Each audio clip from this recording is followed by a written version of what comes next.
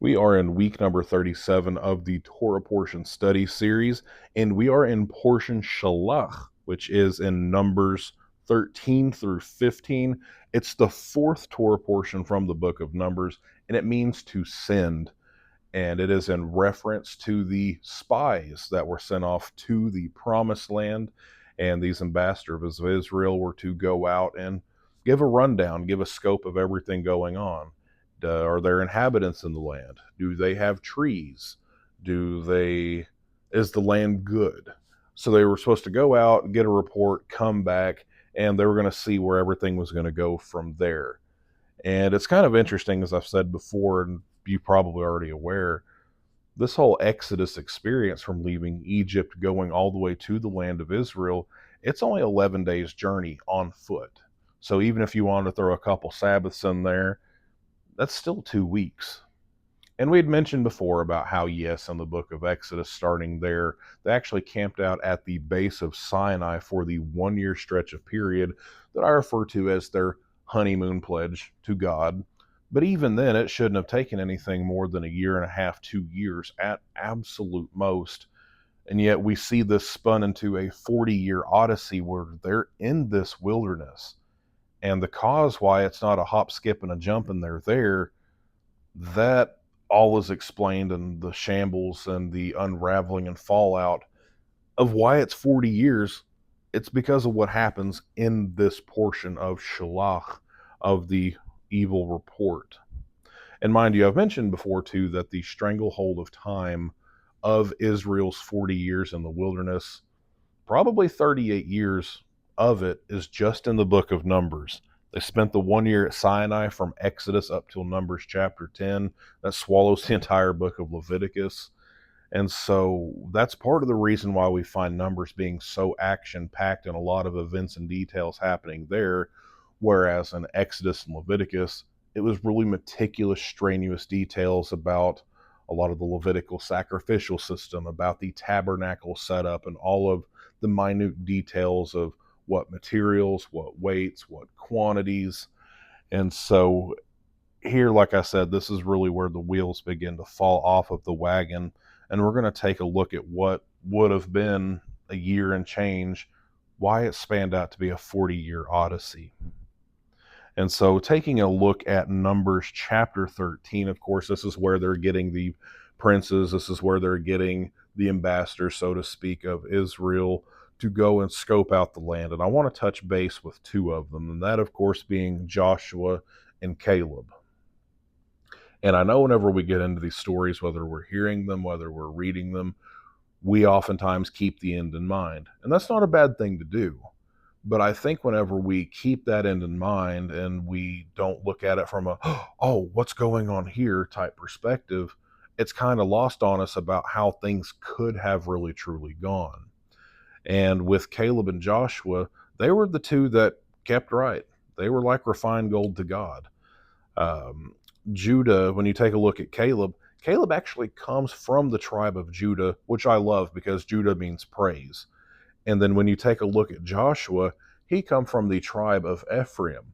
And of course, Ephraim was a half tribe with Manasseh, having come from Joseph himself. And it is a pretty striking detail that we find Judah and Joseph represented so well among these other 12.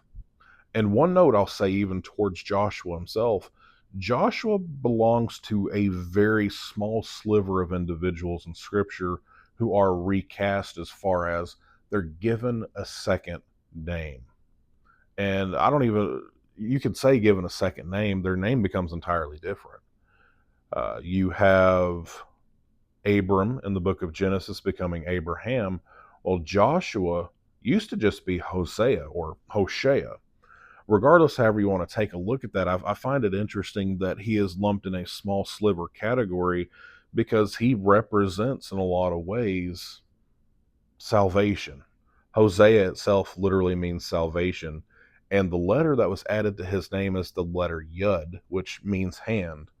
And I just think it's cool because when you take a look at this false report that was given from Israel, a lot of these ambassadors, these spies, You have Caleb and Joshua who are upright, they stand upright.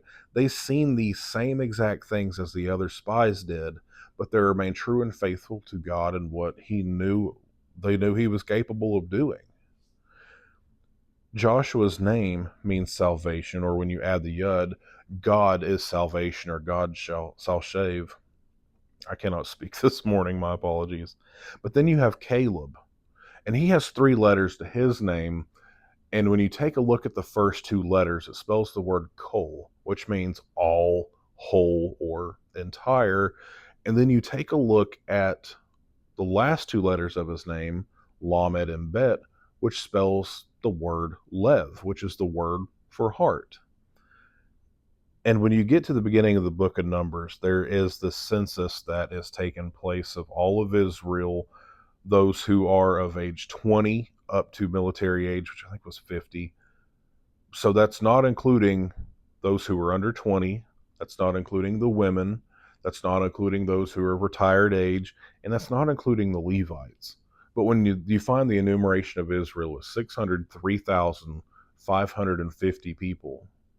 And with this bad report, this false report that was given of this promised land, it's thrown down in Numbers chapter 14 that not everybody's going to make it.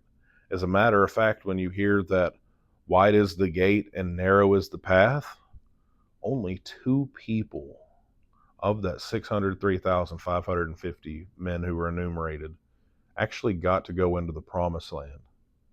And it was Joshua and it was Caleb. And I find it striking that their names together almost spell out this picture that says they went out to spy. They gave a report. And the aroma of their names, this commentary given, was wholehearted salvation. Or they knew that God was going to save with their whole heart. Because you see, all 12 spies went to the land and all 12 spies seen the same exact thing. But man, their perspectives in a lot of ways couldn't be any different.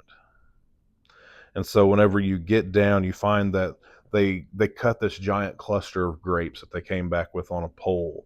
You find that they had pomegranates. You find that they brought back figs. And so whenever they came back, the people start saying in verse 27 of verse 13, then they told him, we went to the land where you sent us. It truly flows with milk and honey, and this is its fruit. But the people who dwell there in the land are strong, and the cities are fortified, very large, and the descendants of Anak the giant are there. And the Amalekites dwell in the land of the south.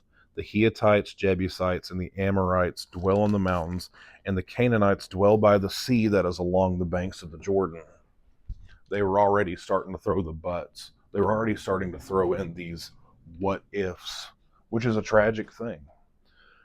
But it says, Caleb quieted the people before Moses and said, let us go up at once and take possession, for we are able to overcome it. This is where we start seeing that wholeheartedness. That was a part of the whole spirit of who Caleb was. It says, but the men who had gone up with them said, we are not able to, for they are stronger than what we are. They might be stronger than us, but are they stronger than what our God is? They're serving the same God that through all 10 of those wonders, those plagues, signs, miracles, all the way back in Egypt. We have the God who gives us this manna in the wilderness because he cares for us and wants to see us in this land. Why would he go through the efforts, the resources? Why would he put up with all of our grumblings and complainings? Caleb had this whole heart about himself, knowing that God would be faithful. And they go on and say that we see the giants and we're like grasshoppers in our own sight. And they knew we were grasshoppers in their sights. And I find it interesting, too, that it mentions the Amalekites here.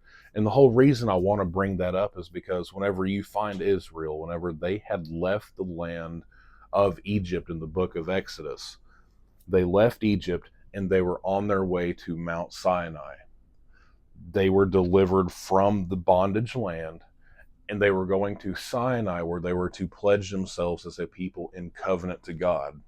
You know who stood in the way of that, who the men in the middle were? It was the Amalekites. And it talks about how the Amalekites actually pretty much sucker punched those who were in the fray on the back end of Israel, those who were feeble, those who couldn't care for themselves quite as well. And it caused a lot of the people to doubt. And we find here, even in the next chapter, where it talks about the Amalekites, the cloud is over them again. They're basically salivating at the chance to do a part 2 on Israel all over again. Well, you take a look at the gematria of Amalek. And gematria, I'm sure you probably know. If you don't, it's where the letters have a numeric value. I don't go too deep on this, but there are some really beautiful insights that are given to us when you take a look at it. And Amalek, whenever you take a look at its gematrical value, it's 240. It is the numeric equivalent to the word Safek, which is doubt. And so whenever you begin to see God in a lesser than state, I don't know if he can state, I don't even know if he would type state. That's whenever you're letting a Amalekite come up and you're allowing those doubts to creep in to try to suppress and bind God's hands. But you have to remember everything that God had done before. And you'll even find Joshua quip up in the next chapter, in chapter 14, and say, hey, I don't think this is quite right. Because this whole thing, these people that are in the land, they are to be nourishment to us and for us. That's not to say that they're going to go out and commit acts of cannibalism. It's saying that they're going to see God move on their behalf in such a mighty and powerful way that it's going to be spiritual nutrition. God is going to prove and show that he loves us, and he's going to make good on his word and make good on his promise. But chapter 14, verse 1 says, all the congregation lifted up their voices and cried, and the people wept that night. And the children of Israel complained against Moses and Aaron and the whole congregation and said, man, if only we died in the land of Egypt. You go forward a little bit more, they're saying we're going to die in the desert. What we're going to do is we are going to pick and select a leader to bring up before us and among us, and they're going to camp us back to Egypt. We're going to kiss all 4 cheeks if that's what it takes, and we're just going to go be slaves because life was better. It's better to go back to the old devils we know than to go into the land and feast on the promise of God. And you wonder why God got hacked off at these people. It says Moses and Aaron fell on their faces before the assembly, but Joshua, who was the son of Nun, and Caleb, who were among those who had spied out the land, they tore their clothes, and they spoke to the congregation, the land that we are passed through and spied out, it is an exceedingly good land. They're doubling down on what it is that they've seen and what it is that they know. Because again, their names together spell out salvation with a whole heart, or wholeheartedness. God will deliver. They knew that. They are begging the people to recognize that fact. If the Lord delights in us, he will bring us into the land and give it to us. And it's a land that flows with milk and honey. Just please do not rebel against the Lord, nor fear the people of the land, for they are our bread. Their protection has departed from them, and the Lord is with us. Do not fear them. And the congregation wanted to kill them and stone them all with stones. And the glory of the Lord appeared in the tabernacle of meeting before all the children of Israel. And here it talks about how the Lord said to Moses, why are these people going to reject me? How long are they going to keep on doing it? And Moses pleads before God and tries to pacify a bit of the situation. Both sides are kind of represented here in a way. And this is where God says, my servant Caleb, because he has a different spirit in him, has followed me fully, I will bring him into the land, and his descendants shall inherit it. Since this generation was faithless towards God and what it was he was going to do, this is where the pronouncement is given that of the enumerated Israel, the 603,550, they're all going to die in the wilderness because of their lack of faith. And it wasn't as though God had never acted on their behalf before and he's just being cruel. He's shown himself several times, several miraculous ways. But they're human. We're human. I'm human. I have found in my life, I have not been pitted in such extreme situations like they have. And I've had probably even less faith than they have. Probably the same, or if not less, amount of appreciation. But this is where we find that out of all of this, 603,498 are going to die, and only 2 are going to enter in the promised land. Because wide is the gate of destruction, and narrow is the path of righteousness. But the Lord told Moses, how long shall this evil congregation complain against me? The carcasses of all shall fall in the wilderness. One final point I want to make on this before we sign off for good is whenever you backtrack and you take a look at when they departed from Sinai, then there was the expulsion of Miriam from the camp for the X amount of days. The spies went off into the land for 40 days, which is where we get the 40-year pronouncement of how long they're going to struggle out there. When you add all of those together and you find out, you will come to know that when this takes place, it happens on what is known as Tisha B'av, or the 9th of the month of Av. And why that is a big deal to mention is that this is the date of the pronouncement of they're not going to see that promised land. This is the very first big major blow. I really think they were a hop, skip, and a jump in time-wise of being able to get into the land of Israel. This is where we find out that it's going to go from a year and change to 40 years. It was a gut blow that all of these people were going to die in the wilderness. We find at other times in Jewish or Hebrew history, we find this date rear its ugly head a handful of more times. And I have maybe 5 examples. It's a short list, but of some of the more major things.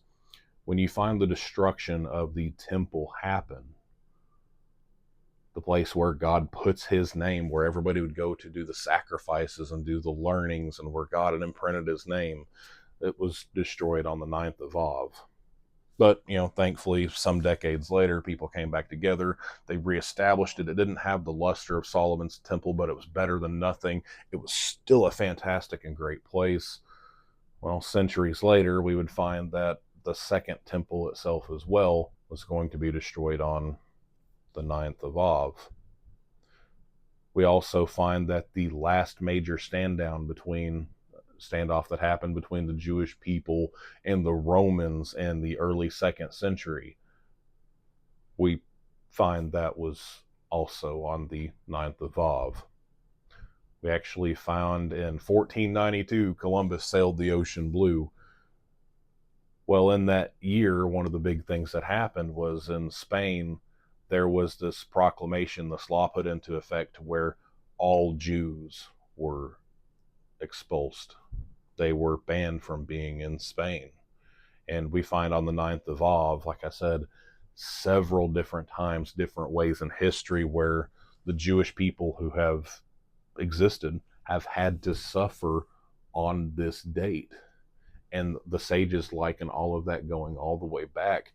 It started all the way back here whenever they decided to give a false report of this promised land. Because with them giving this false report on the land and saying that it was bad, they were spitting in the face of God. If God has promised something to his people, he's showing it's for the good. And if you can't find the good in what his promise, his sanctuary is going to be, just like the Amalekites, just like everybody else that Joshua and Caleb talked about, you remove that protection from yourself. And so I know this was a teaching. It was kind of basic, but at the same time, it introduced some things I feel not a lot of people are truly aware of, like the Tisha B'av. Regardless, I thank you for your time. I hope this has been worth your time and listening. So, as always, thank you and be blessed.